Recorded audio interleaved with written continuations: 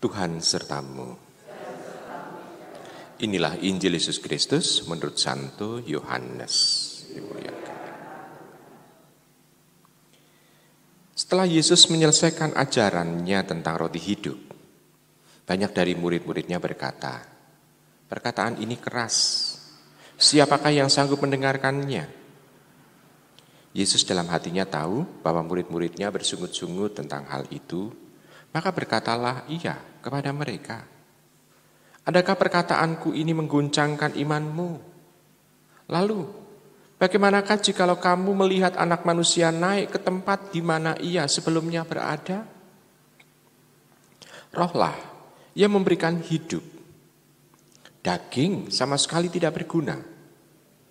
Perkataan-perkataan yang kukatakan kepadamu adalah roh dan hidup.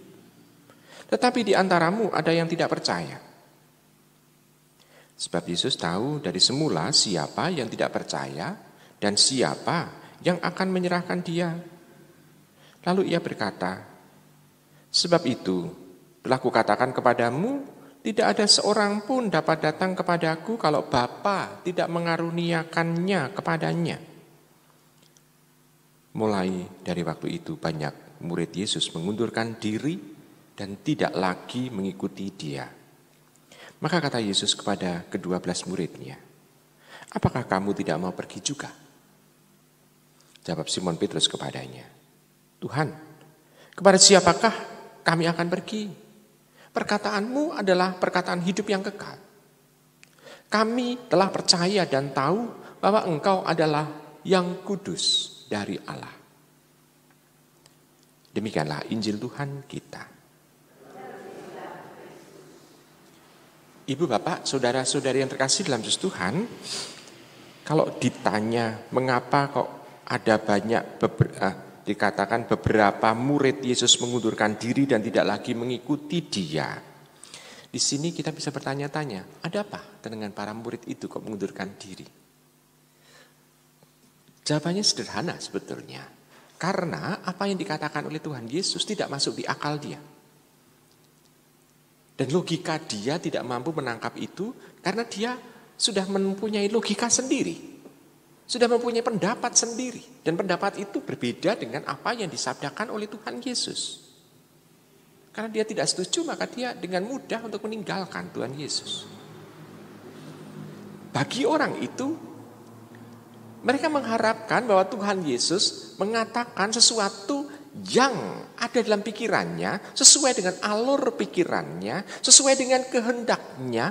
Bahkan kalau perlu Tuhan Yesus itu memberikan apa yang dia butuhkan gitu aja. Berbeda dengan para rasul yang setia mengikuti Tuhan, walaupun ada rasul juga yang mengkhianati Tuhan Yesus. Tetapi kita bisa melihat bahwa para rasul itu percaya akan perkataan Tuhan Yesus. Bahwa perkataannya tidak hanya melulu kata-kata yang indah. Tidak hanya kata-kata yang menghibur. Tetapi kata-kata Tuhan Yesus bagi para murid dari kesaksian Petrus itu, kata-katanya menghidupkan. Dan sungguh menghidupkan itu, akhirnya para murid yang percaya akan Tuhan Yesus itu, kita bisa melihat peristiwanya dalam bacaan pertama. Petrus yang percaya kepada sabda itu, ternyata sabda itu memampukan dia untuk bisa melakukan mujizat seperti yang dilakukan oleh Tuhan Yesus.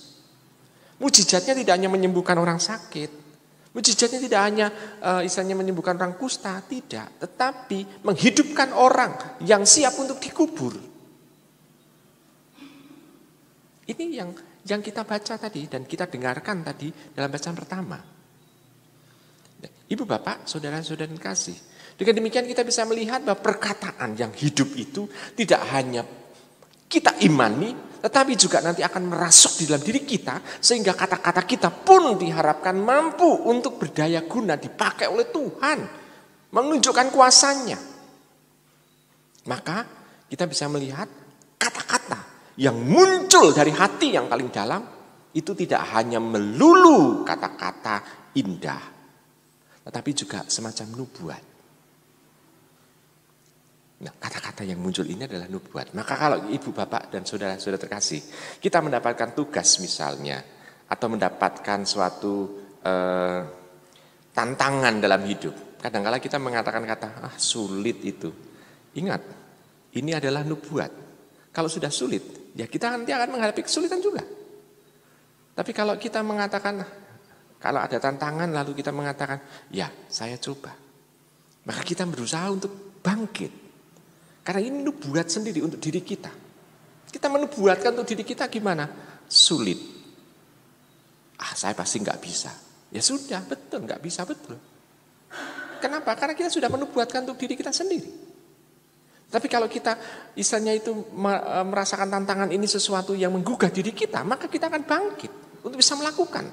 Walaupun itu sebetulnya sulit, tetapi karena diri kita memberikan semacam dalam tanda kutip kata-kata yang membangun diri kita, maka kita akan mampu.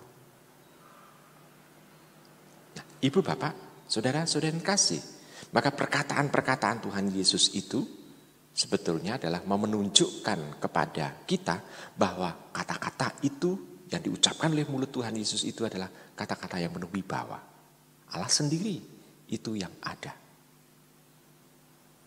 Nah, maka kita pun juga kalau kita sudah bersatu dengan Tuhan dalam hati kita dan tubuh kita juga bersatu dengan Tuhan melalui komuni, maka kita pun juga punya keyakinan bahwa ini. Maka kalau kita mengata-ngatakan sesuatu tentang orang lain, hendaknya itu adalah berupa doa. Untuk mengharapkan orang lain pun itu juga mengalami kebaikan. Coba kita bayangkan kalau ini munculnya kata-kata ini adalah malah misalnya itu mengkata-katai orang lain dengan hal-hal yang negatif. Ingat itu adalah doa. Apalagi kalau kita ngomongi negatif tentang anak-anak Anda sendiri, misalnya Anda ngomong jelek tentang anak sendiri. Dan nanti itu terwujud apa yang Anda lakukan. Apa yang kita rasakan. Ibu, bapak, saudara terkasih. Apalagi kalau ada orang tua yang mengatakan, dasar anak setan. Nah, berarti dia mengklaim dirinya adalah setan itu. Nah, ibu, bapak, saudara terkasih. Maka mari kita mencoba untuk melihat kesatuan kebersatuan kita dengan Tuhan Yesus. Memampukan kita untuk bisa melakukan sesuatu yang indah. Karena yang datang dari atas atau yang datang yang kudus dari Allah itu sudah menyatu dengan diri kita. Maka mari kita manfaatkan diri ini untuk kebaikan sesama pula. Selamat merenungkan.